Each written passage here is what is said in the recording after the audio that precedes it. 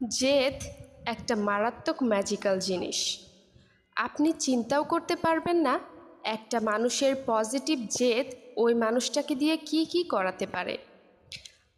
আপনি কাউকে একবার খাবার নিয়ে খোঁটা দিন, দেখবেন পরবর্তীতে সে না খেয়ে থাকছে, কিন্তু আপনার কাছে কখনোই খাবার চাচ্ছে না।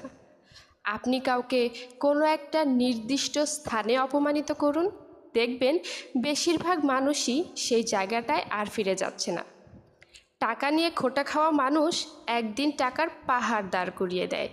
যোগ্যতা নিয়ে খোঁটা শোনা মানুষ একদিন অভূতপূর্ব যোগ্যতার সহিত ফিরে আসে। সকল মানুষের জেদ থাকা উচিত, তবে সেটা পজিটিভ জেদ, সেটা একটি নির্দিষ্ট কাউকে দেখিয়ে দেওয়ার জেদ।